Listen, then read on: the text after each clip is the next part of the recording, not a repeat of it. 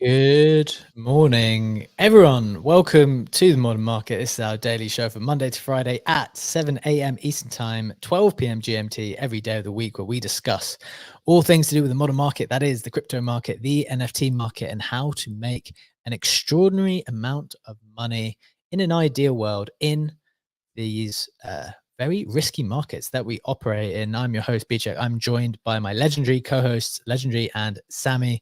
We're going to get to everything going on, maybe in a relatively quiet 24 hours on the crypto side, at least, but some very interesting developments, as always, to discuss. We're going to get to all of that in a moment. But before we do that, just a reminder, friends, that nothing that we say here is financial advice. This modern market is exceptionally risky. We don't know anything for sure. So please do proceed with caution and exercise your own judgment. That is the disclosure. Legendary. Now that's out of the way, it is Wednesday.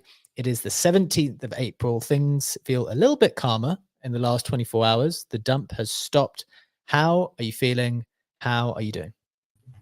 GM, doing quite well. Yeah, I was curious today when I saw the snapshot to see what's in the news because, as you said, it seemed like an uneventful 24 hours. So I was like, what will we be talking about on today's show? Well, But other than that, doing pretty good. Did a bit of reflection on airdrop farming in general after especially Parcel and Sharky came out yesterday, and quite excited to get into that part of the discussion. How are you doing? How's the situation on the ground in Dubai? yeah, I was going to say two things on that. You know how we say, like, oh, it feels quite quiet.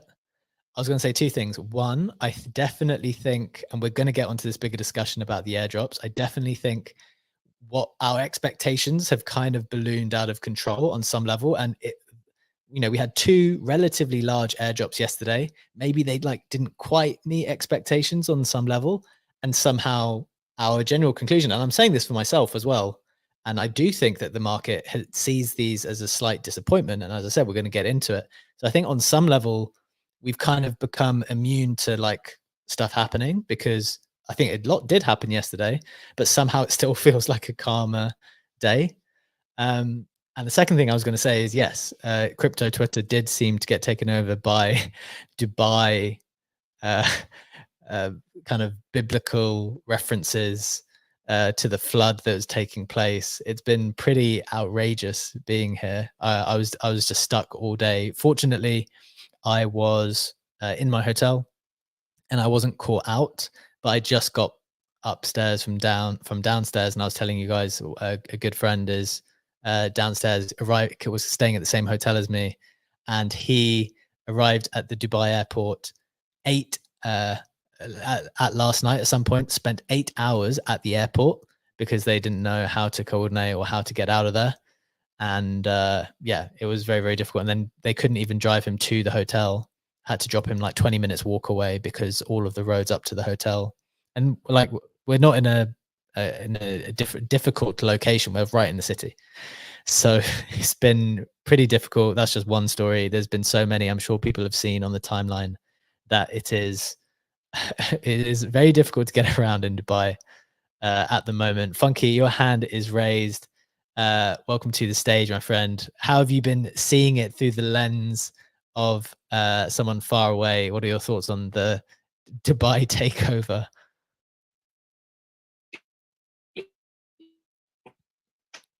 Oh, you've cut out for me. I don't know if anyone else can hear Funky. Legendary, can you hear Funky? No. Nope. Funky, we can't hear you. Oxy, do you want to do a quick test? Oh, I can't hear Oxy either. Can you?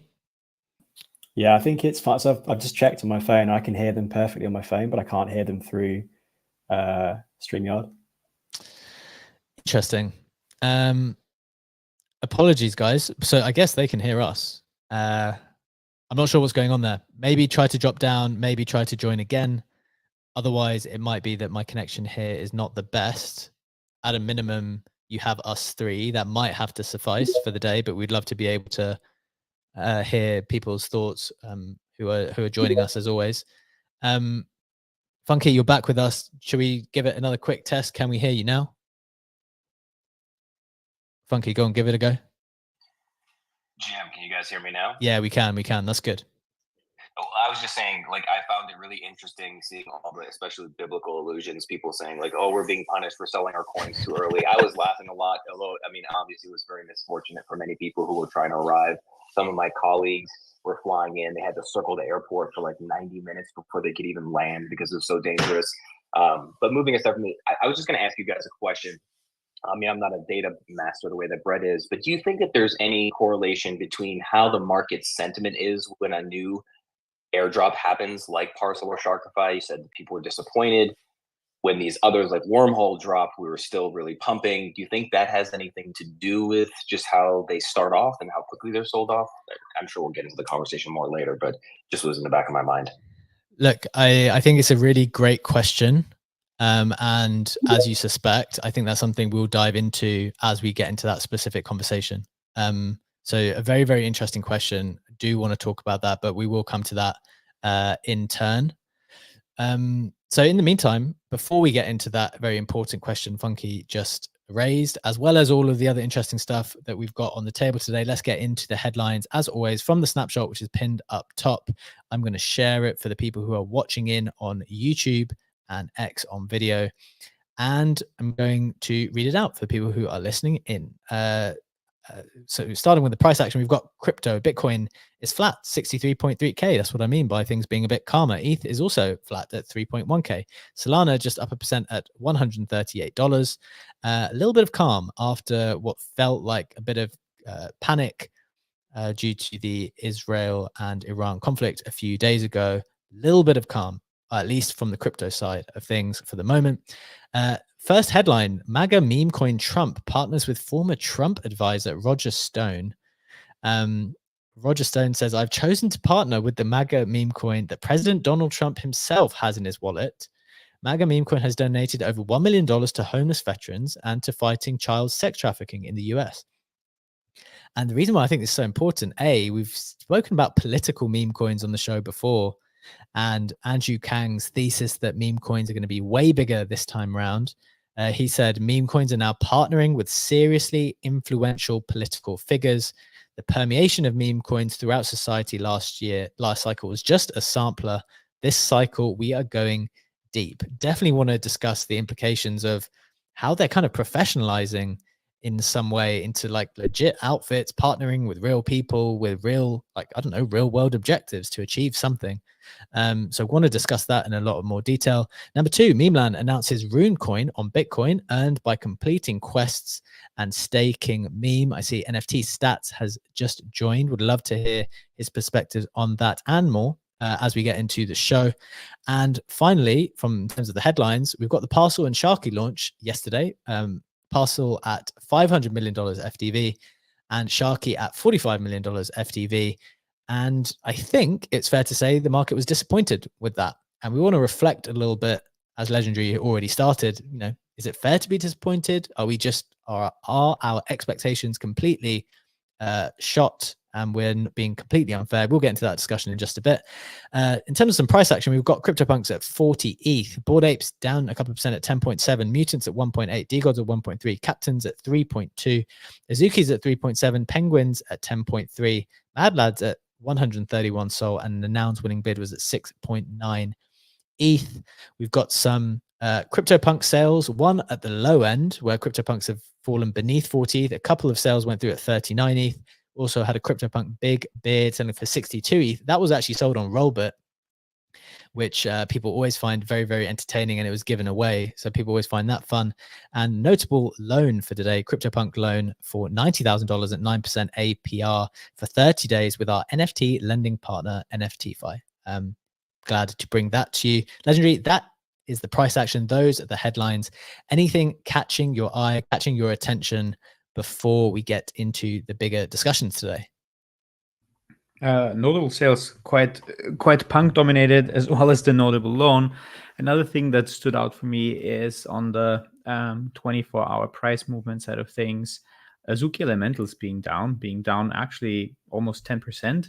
And that is in contrast to the OG Azukis, which haven't really moved over the last 24 hours. That was one thing that stood out to me. And the other thing was not because there was like a strong movement, but just because I haven't seen the collection in a long time. The Pirate Nation Founders Pirates, they have reached the floor of 0.7 ETH. They're, albeit that they're down 10%, it is quite a pump that they've had over, I would say, the last couple of months. I remember personally that I got in a couple of months ago at 0.12, 0.13. Then that wallet got drained, so I don't have those pirates any longer, but I've still been tracking that collection. It's interesting to see how that team, which continuously has been shipping and has shipped weekly updates, has managed to like kind of not only maintain, but actually 5 to 6x their floor price over the last couple of months. Interesting.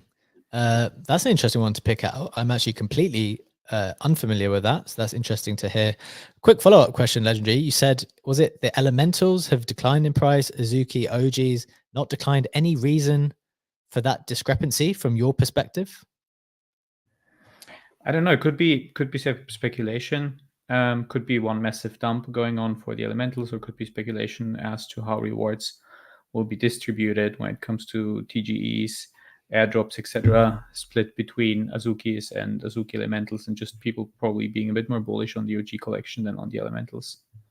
Okay, fair enough. I remember my key reflection from what you've just said there is we've spoken about how people have been getting wrecked recently on airdrops by like trying to leverage it too much. Like, you already know you're getting an airdrop by holding a particular type of asset, therefore you would be in profit if you get the airdrop. But people are playing these games where they're speculating, well, if it could be this, if it could be that, and then it not be working out in the way that they thought because they obviously don't have the details, and then getting wrecked. So I'm always hyper cautious. I mean, in a risky environment that we're in, I feel like I'm one of the more cautious people when it comes to trying to like lever up your airdrops. I'm always like, look, I'll just take what's on the table. Thank you very much. Move on. Sammy, want to quick hit you up first on anything else catching your attention before we get into the headlines as well, whether it's on airdrops or something we've just said, or any other market movements in the past 24 hours? Well, I think just going back to that Mintify heat map, you can see that the World Wide Web's pumped for 25% in the past 24 hours. You mentioned those yesterday, right? Yeah, so I think there's potentially the main thing here is Pixels has run quite significantly over the past sort of 3-4 months. I think people are looking for the next thing.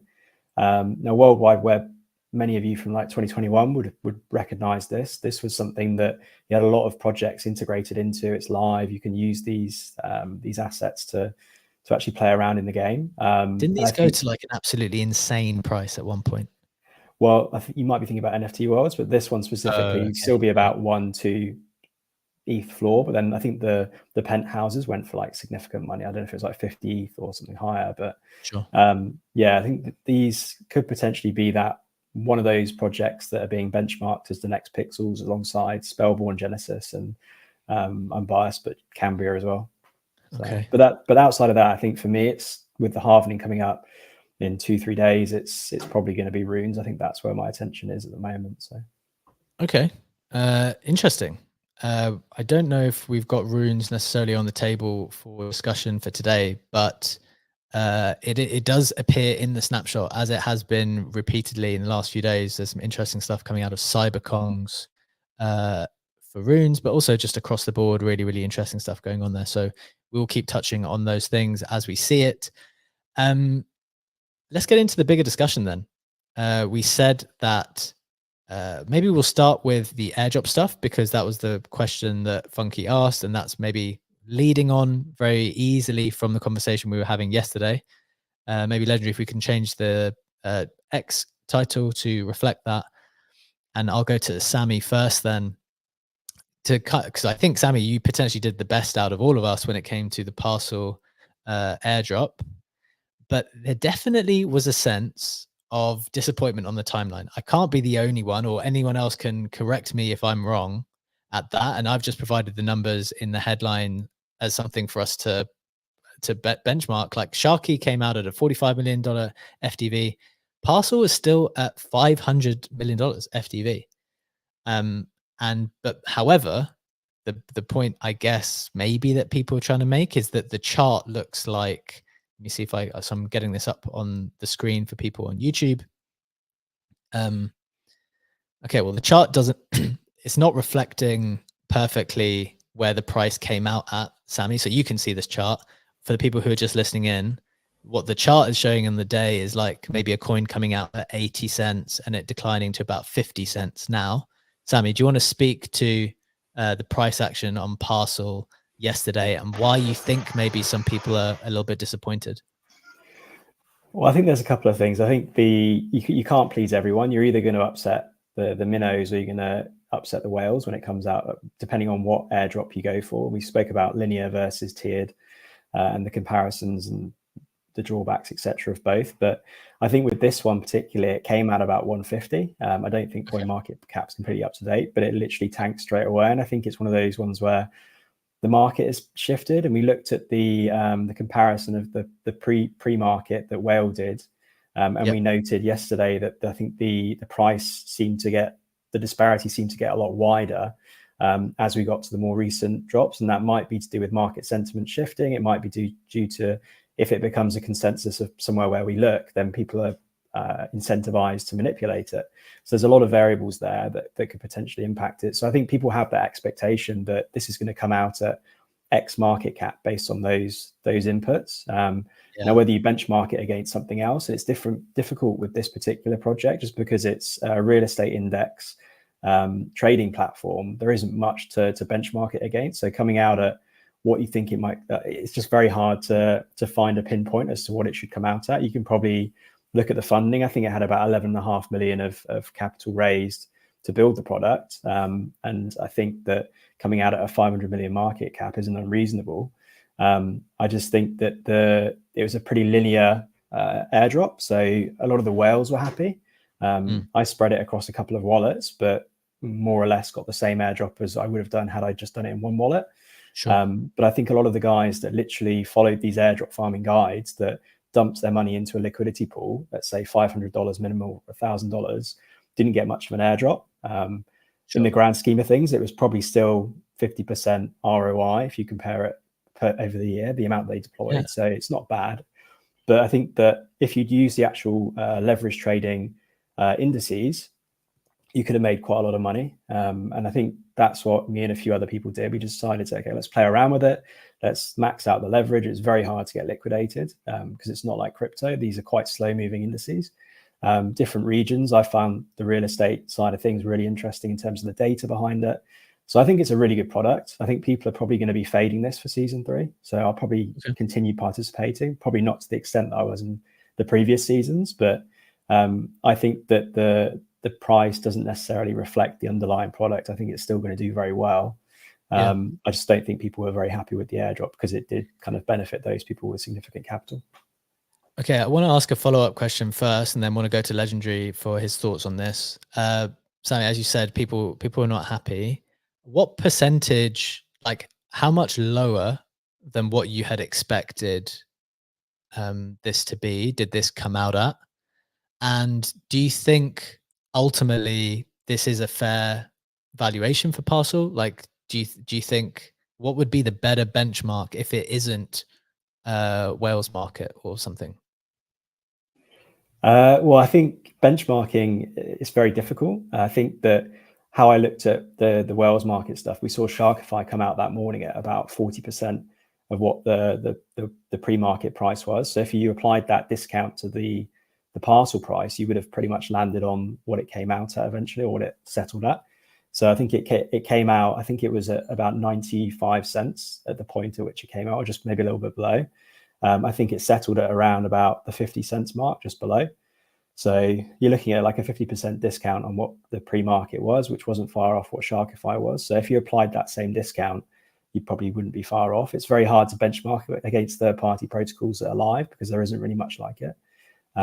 So yeah, I think using that, just comparing it to observable inputs in other protocols or whatever probably isn't, it's pretty tough. So you do have to kind of take a more subjective approach when you're trying to value these things.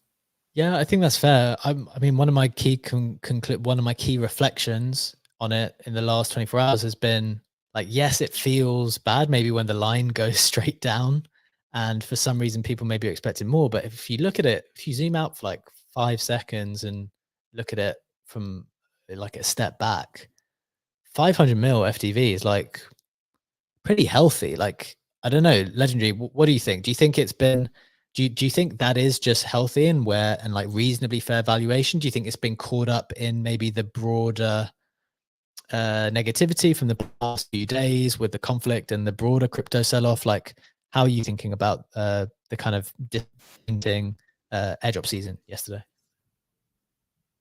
Yeah, I think there's 4 or 5 factors coming all together. First of all, as you said, market sentiment is experiencing a bit of a downturn at the moment. Also, I think airdrop season has been going on for quite a while. And when we had those first big hits, EtherFi, Wormhole, other airdrops where people did really, really well on them, more and more people got FOMO and started to actually follow those airdrop guides. And Parcel is one of those airdrops which is very, very simple. You just deposit USDC, click a couple buttons, and come back at TGE. At the end of the day, it's a very passive airdrop where you can't really outperform others like on Blur, where it is very accessible. It's on Solana. There's not a real capital threshold that you need to be able to farm that in a meaningful way. So judging by that, it also made for an airdrop where a lot of people were actually in. Then you had a bit of the negative momentum on Solana as well with the recent downtime. You had extreme expectations after we've seen the Wormhole FTV coming out at a 10-digit figure. So I think all of those things together kind of overblew expectations and led to people being disappointed, where if you look at it from the lens of you just deposit USDC for a couple of months and you got like an annualized return of 40 to 50%, depending on how you did that, it's not a bad thing. But if you like benchmark it against other airdrops or probably airdrops where you have more a more active approach, where that's, I don't know, playing around with Pendlefi to get exposure to different L2s, or catching EtherFi as like the first in the category of the restaking managers, I think if this is the lens under which you're viewing it from, you will end up being disappointed. And I also think that basically for like my own airdrop strategy going forward, I think you have to have that segmentation in your head between how easy or difficult it is to farm an airdrop. If it's as easy as Parcel, have lower expectations because you're just throwing USDC and at the end of the day, you don't have real work with it. You're not mashing buttons for months, like when you're trying to farm layer 0 ZK sync. And if it's something like going back to Blast, where you have so many strategies to farm Blast Gold, and again, the best strategies to farm Blast Gold are not being shared on the timeline, are not being shared by all those airdrop threaders, because people are keeping them to themselves and they are not obvious and out there, because there's many ways that lead to your treasure chest of Blast Gold. I do think these are the ones where people will outperform others and will end up being surprised by the amount of money that can be made in those airdrops. Okay, I think all of that is very valid. I've got a very important question, which I kind of need everyone's opinion on, frankly. Would love to bring NFT stats into this conversation as well, because this is the exact question I guess I'm working through in my own head as an investor, as a trader, as a market participant. Legendary first, since you made me think of the question, to the extent that there's been a little bit of a change in sentiment now, but these tokens, you know, they're scheduled to launch, so they have to launch anyway. Maybe their price is a little bit suppressed as a consequence of this exact specific time that it launches. But say in a scenario in the future, but if we're like still macro bullish for the next few months, maybe for the rest of 2024, you think that's the better sentiment's going to come back. Does that mean that the better sentiment comes back to these particular coins, which have just happened to launch at this particular time?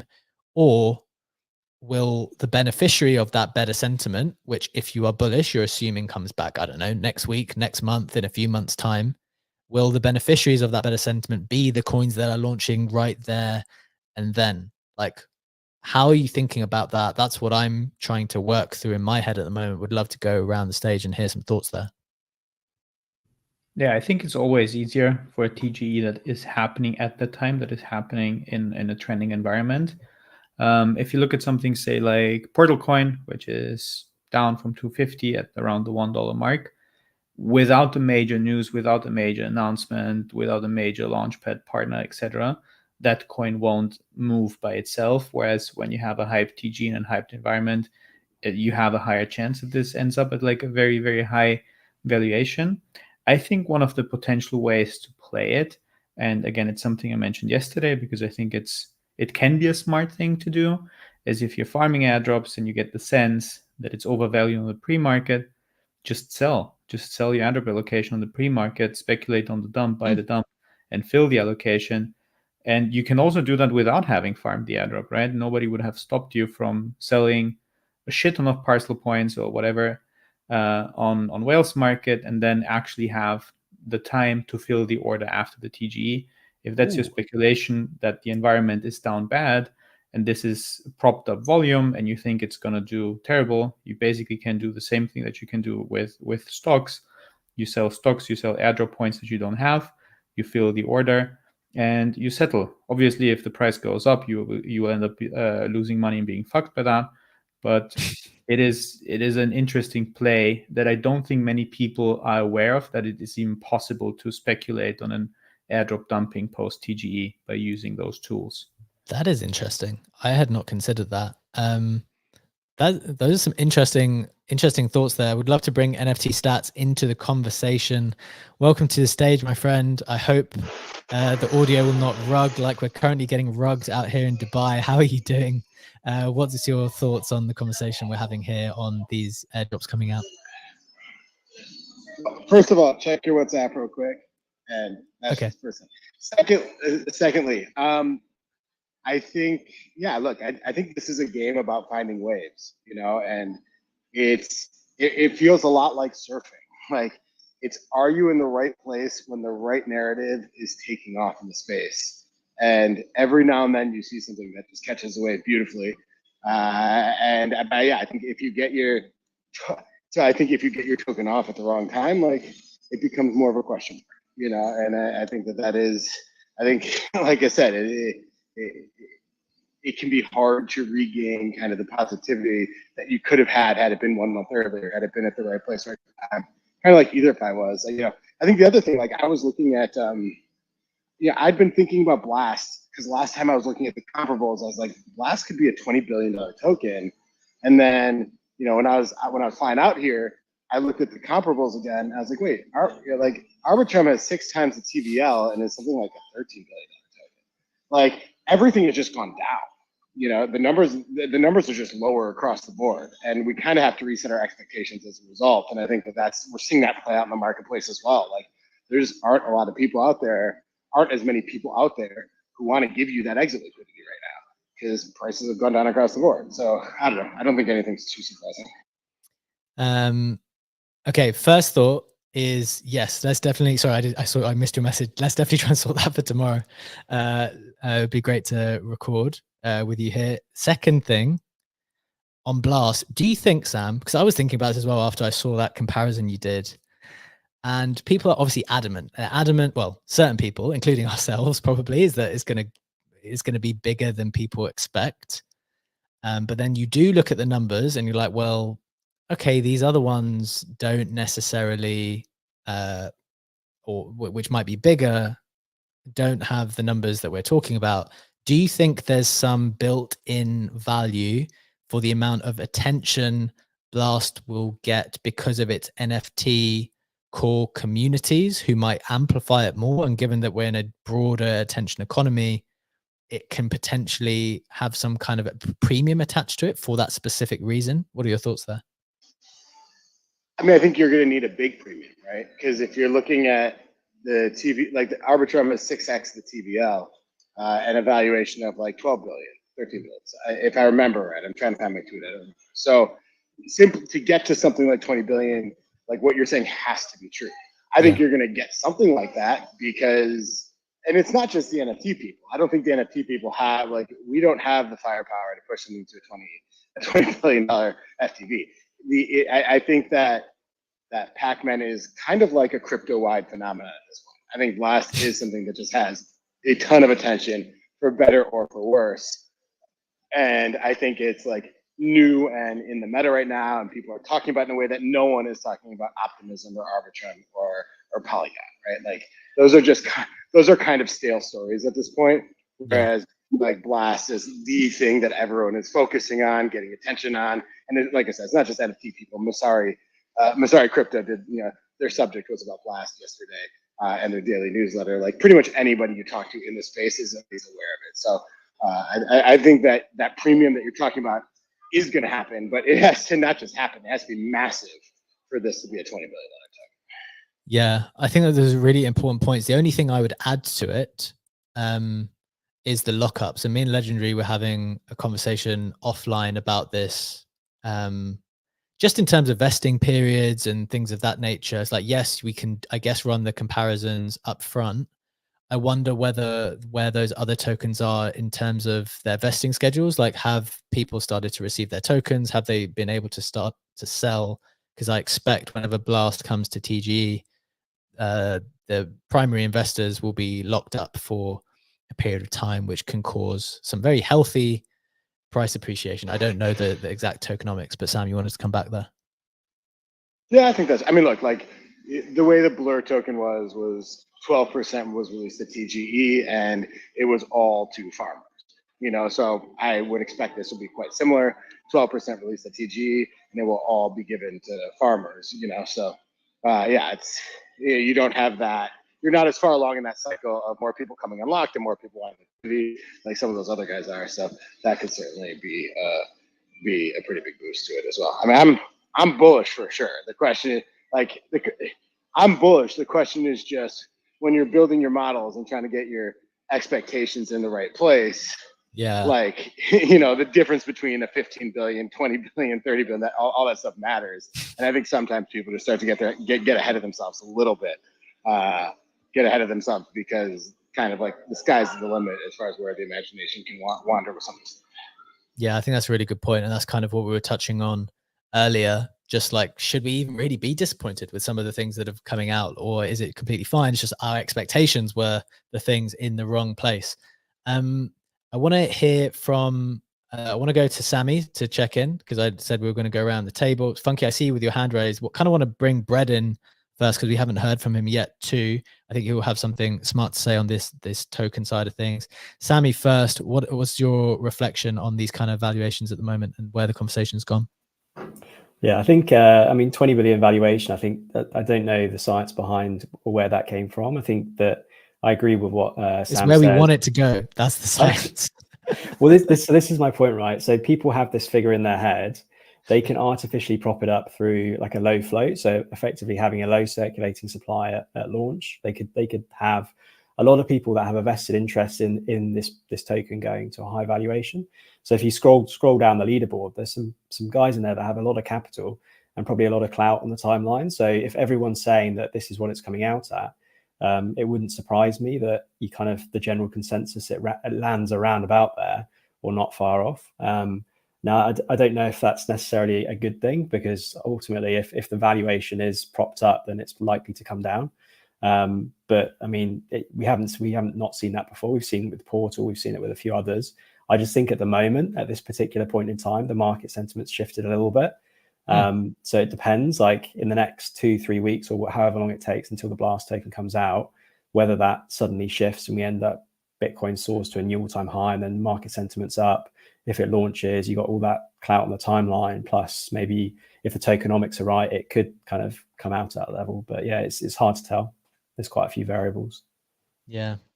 Okay. Interesting perspective. Whether it's about Blast or not, wanted to bring Brett into this conversation. Welcome to the stage, my friend. What are your thoughts on this conversation on valuations at the moment, the kind of shift into a slightly more cautious, precarious market where people are a little less certain than they were no more than, I don't know, 3-4 days ago?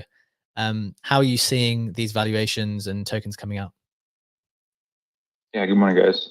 Honestly, so Sammy hit on it pretty hard with it just being the low float start. That is the thing these days where usage doesn't even really matter. And even like talking about it on the timeline doesn't even matter. If you remember Starkware, when it launched, Starkware is like notoriously a very small, very inactive, very niche community that's been around for tens of years now, but like it actually just now launched a token. And remember, it was a meme almost because I think it launched at 26 billion FDV, fully diluted. So wow. I know, like, and whether or not you subscribe to it, I know I've heard it enough on the timeline and in spaces that in a bull market, people care more about market cap than they care about FDV when it comes to trading. So you see these absurd FDVs, and yes, long term, or when you start extending it months to years, it starts to bleed because FDV does matter. But in a bull market, traders only give a shit about market cap, and they'll trade against market cap because they know that's the thing that they make money on. So I think ultimately, yes, it does matter. Float at launch is going to do it. And as we know, Pac-Man, especially having gone through this thing with Blur, and Sam mentioned that with where they distributed that, the tokenomics, all that stuff.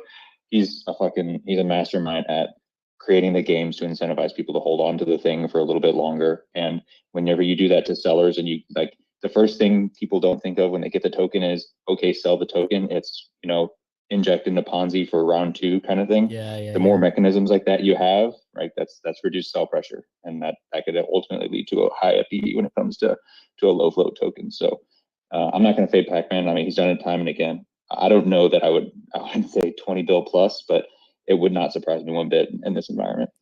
That's a really good additional point, which we didn't necessarily include. So thanks for saying that. The idea that, well, there's going to be round 2, right? He did it with Blur. It's like, well, you've got to, you want to incentivize people to either hold or continue to use the token.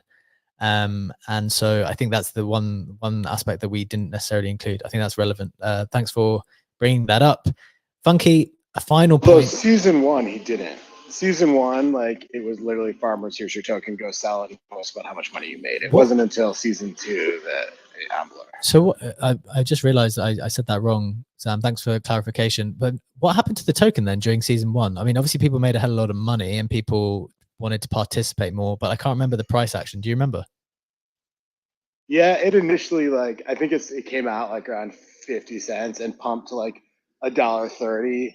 And then it basically went from $1.30 down to 15 cents until insider information started to clearly get out about 3 weeks before season 2 ended that Blur was going to funnel into Blast. But yeah, so you had an initial pump from 0.7 to 1.3, and then a pretty gradual decline down to 15 cents before the insider information started to get out.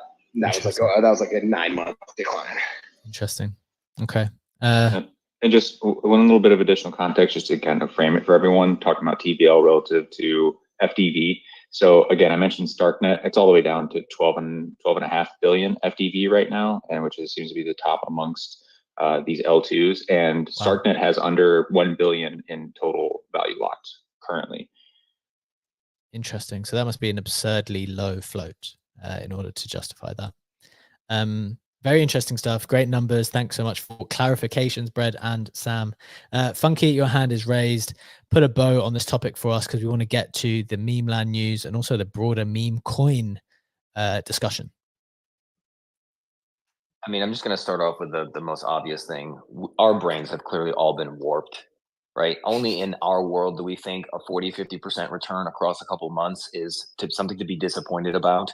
So the broader point that we were talking about earlier. And I liked Legendary's analysis. So I'm now not expecting anything out of MarginFi or Camino because I basically just parked money in there and didn't have to do anything. So I think that's really interesting, the passive versus active thing, like what you guys are doing on Blast. And I do think in a world where a bridge like Wormhole can just launch and become $15 billion FDV, I don't see with all the hype that Blast is getting currently that it can't at least, be Icarus and touch the sun quickly, even if it does come back down. I think Blast just has too much going for it right now to not capture amazing, all this narrative and not get a big price when it drops. Yeah, good stuff. I think that's a good point. As you mentioned Wormhole. Legendary called that on the show, saying this is very overvalued for what is essentially just a bridge.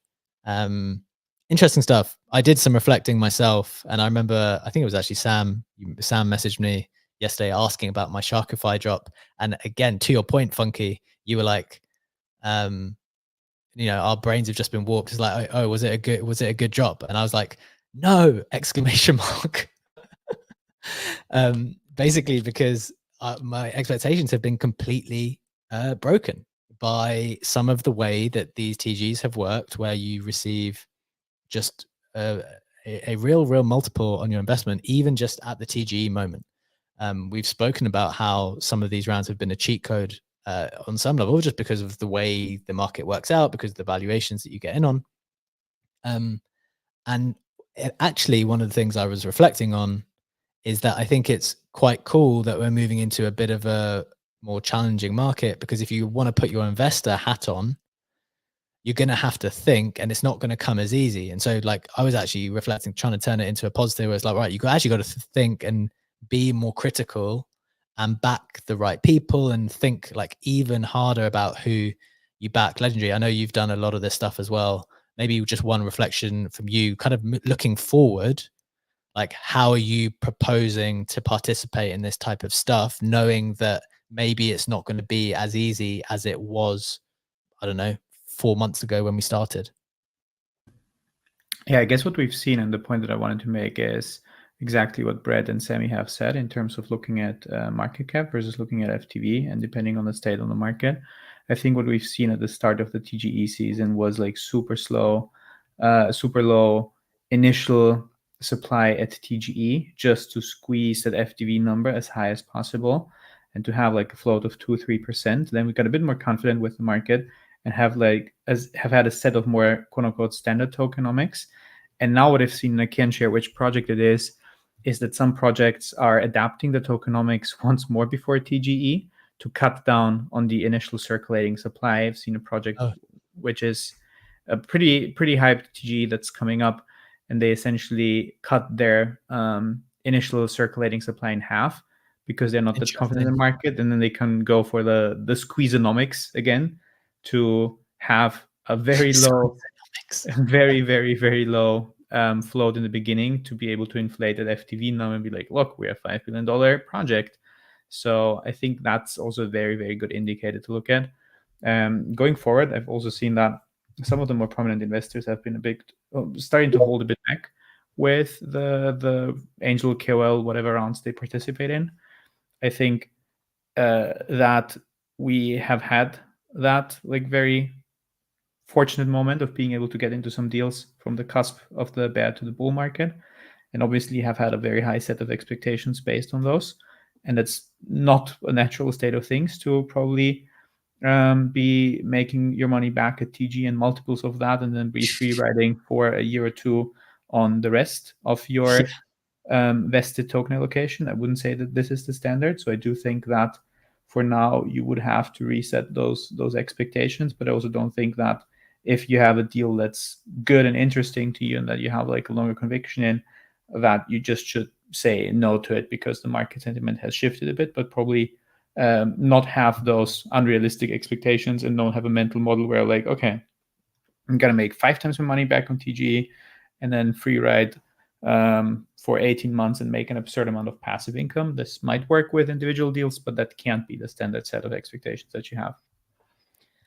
Outstanding information. Really interesting on the kind of squeezeonomics of contracting the circulating supply that you're kind of seeing in real time. We definitely want to monitor that and report on it as we see it happening. We probably want to add that to our aspects of analysis as we move forward. Look, I think we've done that in a lot of detail, probably more detail than we needed, but it's definitely something on our minds, given that April has seen God knows how many airdrops already. The season is still going to continue because so many other tokens will be coming. And I guess it's really important to discuss these things so that we are as prepared for them and can evaluate them as best we can. Let's stay on the topic of, well, we've got coins every single angle today. Let's just move up one. Let's go to the Memeland announcing Rune coin, a fungible token on Bitcoin earned by completing quests and staking meme. I'm just going to share the image for the people watching in live on YouTube and X, and then I'll give you the information that you're looking for in just a second. So details from Memeland. Meet Runecoin, a pioneering fungible token project on Bitcoin that uses the new Runes protocol developed by Casey Rodemore, the creator of Ordinals. So you can farm Runecoin by completing quests or staking Memecoin, or both. 9gag came in and said that he was very excited to help launch Runecoin and introduce more people into the Bitcoin ecosystem. ARSIC is one of the hottest token launches on one of the hottest protocols. Would love to hear everyone's thoughts on this in a second. And maybe I'll go to NFT Stats Sam first, given that he is at Memeland now. So I'd love to hear his thoughts first. Just wanted to share Easy's take here from the timeline, where he said he just bought half an ETH of Meme. I think something to do with this staking was exciting to him. Just want to share that perspective. He said, intend to add to this as the market starts to turn back to the bullish side, not because it's the meme coin, but because of their meme staking. The Stakeland functionality is wicked interesting. I just completed the 5 quests for Runecoin. It gives me almost the exact amount of stakes that I would have earned for a week of staking my meme. Maybe to Legendary's point about the difference between passively doing stuff versus active. If you are active, you get more. I think people have caught on to that fact. Like, we want to reward active people more than passive people. Then he says, and the cherry on top, by staking the meme, I get exposure to all tokens that are going to launch on Stakeland, including the upcoming Runes drop. So different things happening there with meme. NFT Stats, you're with us. How are you thinking about the Rune coin at the moment? What are you excited about? What are your thoughts here? I mean, I think it's clear that they're like, this Runes topic is something that I think is going to be all over the feed starting this weekend, you know. So, and then there are 3 main tokens. You know, the ARSIC is the one that people have been kind of farming for the longest time, and it's been mysterious and interesting, and you know. So I think that's, well, then there's Pups, and there's the third one, whatever the third one's called. What's the third one called? The massive market cap platform on Ordinals right now. But then obviously the minute anything becomes hot, more stuff is going to come up. But yeah, no, I'm looking at Magic Gear right now. This was Rune stuff. And I think those are like the 3 ones that have the most focus right now. And then obviously, you know, once something launches, attention comes and goes. But yeah, this was awesome. This came together because a whole bunch of factors, but I think the guys at ARSIC have done incredible work on the tech and building in Ordinals, but their audience is limited to the Ordinal audience, and they wanted a much wider audience, and you know, Memeland can provide that. They wanted introductions and strategies around how to work with the big exchanges like Binance and OKX, and that's the type of thing. Like, you know, I mean, Ray and Char launched the most successful Memecoin was actually one of the most successful Binance launches of all of 2023. So they have a ton of knowledge that can help a project like that, where they're good tech guys but have no idea how to think about exchange listings, stuff like that. So our partnership with them, I think, was a real flex for everything. And the other piece that was cool is, you know, Memeland has 100 MVPs, which is like the highest tier of our NFT holder. But those guys like are extremely well connected, and it actually came through one of those guys who was friends with this team and was like, you should really work with Char, with Ray, with Sam. So that was kind of the origination of this. So I think that this deal was really a nice flex of all the good things that the Memeland team has going for it. So yeah, I'm excited for it. We'll see. We'll definitely see how it plays out. We also personally, you know, invested ourselves, or were able to give them a loan of sorts, because it's very expensive for them to actually it's very expensive for these guys to actually distribute all the runes. Like the fees and the miner fees are exorbitant. So that was another area we were able to help. So I don't know. Overall, I think this is a great first project for Stakeland, and there'll be a lot more in the future. Very, very cool. Really grateful to have you with us to be able to share that key information on what is, as you say, an increasingly topical thing. Runes in general, Rune coin, everything seems to be gearing towards that, or that's where the attention is going at the moment. Legendary, you speak about attention all the time and trying to trade it. What's your reflection either on the news itself or runes more generally as we're kind of approaching the halvening? Yeah, I found it quite surprising to see, honestly. I think that Stakeland had a massive challenge. They've been obviously Memeland's been the first to start that social farming campaign. They've been tremendously successful at that. You obviously had Portal doing the same, and many people still think that Portal was like the first to do it, but Memeland did it before. And then they have that stakeland product I've been basically depositing in there since day one, so I might be a bit biased.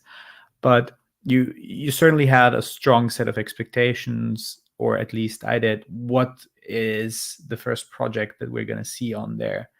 Because for me, it wouldn't have been fitting to have something like Portal, where certainly like the first project on there is Play Somo. It's just a game. Well, it's just a game. It's a hyped game and it's perfectly topical. But I would have been surprised to see a game or anything in that GameFi direction to be like the first thing that's featured on Stakeland. So I was positively surprised to see that they went for the RuneScorn play, which is perfectly timed in my opinion, given that the happening is happening in a couple of days. And it is where all the attention has been for quite a while, the Ordinals ecosystem, that is. So I do think that it is a smart partner to kick off the launch of that. But again, I am certainly biased because I am talking about my own bags here. Okay. Pretty cool. Pretty cool stuff. Good additional information from you there, Legendary. Thanks for sharing.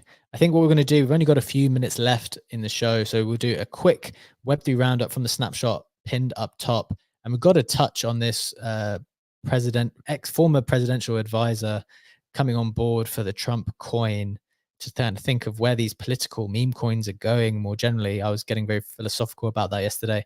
But a quick Web3 roundup to get you up to everything else that's been happening from the snapshot, which is pinned up top. Cyberkong's Runes journey begins today. Just speaking of runes, they're going to be airdropping 20,000 supply runes to a selection of ordinals holders. So ordinals holders winning again on the timeline. I believe that's happening today, so keep a lookout for that. Wizard and Bitcoin Wizards continue to run up to $8.44 for the coin and 0.35 BTC for the ordinal, respectively. Hato is announced as the first artist created for Forbes Web3 Pass, and Magic Eden announces a runes marketplace. So that's actually like a roundup entirely focused on runes. I think that's the first time that's ever happened and was not intentional. Getting into some more news, Jack Butcher shares latest Dark Farms Opepen set. That's pretty cool. Remember, Dark Farms was the artist who did the pre-sale that kicked off the pre-sale meta with Bohm, which went to $1 billion in an outrageously fast amount of time. Next, Yuga Labs announces Kodamara Fusion tomorrow. Kind of surprising how low I placed that in the scale of news, but I guess that's a reflection of where they are at the moment. Couldn't put them any higher. NFT lending protocol Arcade announces Arcade token going live on mainnet as well. So another NFT lending protocol that we can monitor the price action for. That's the Web3 roundup to get you up to speed with everything else. We've just got a few minutes left. I wanted to touch on the former presidential advisor Roger Stone saying that he wanted the same meme coin that's the largest holding in Donald Trump's digital wallet. That's why he partnered with MAGA Memecoin. And Andrew Kang, the prominent investor, said meme coins are now partnering with seriously influential political figures. The permeation of meme coins throughout society last cycle was just a sampler. This cycle, we are going deep. Legendary, I have a thought here I want to share with you.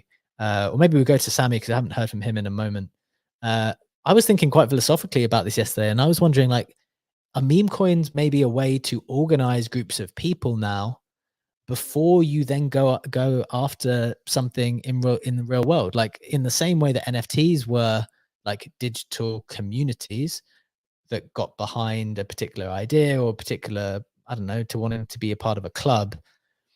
Are meme coins potentially better placed, if particularly from a political aspect, where you're like literally saying who you support by buying that specific token, and then you branch off with like IRL ideas and partnerships, and you start to congregate around that after? Like, what's your reflection here on the significance of this type of partnership for meme coins?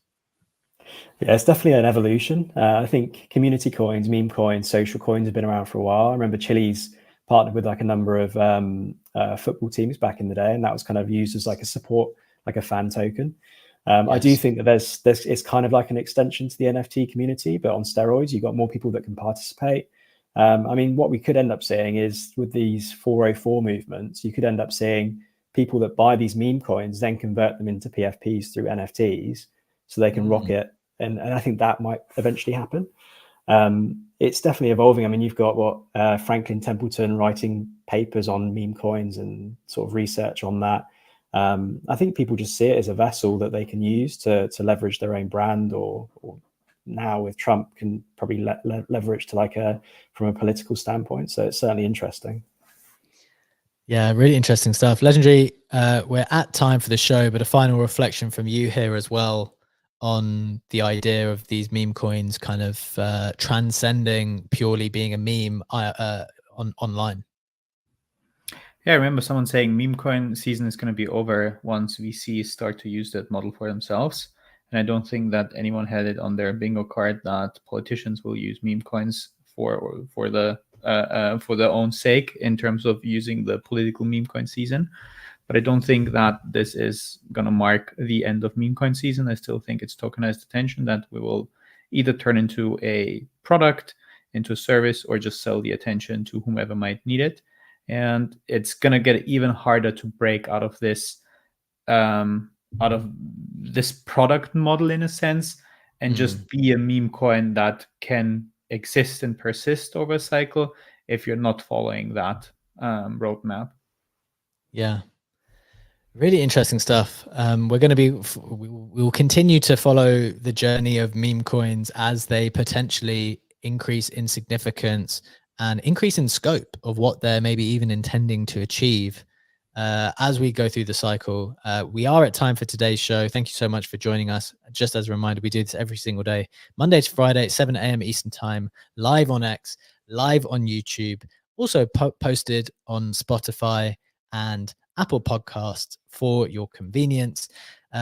Thank you to my co-hosts, Legendary and Sammy, as always. Thank you to our contributors, NFT Stats, Bread, Oxy, and Funky. And thank you so much for joining us in the audience, whether you're on X or on YouTube.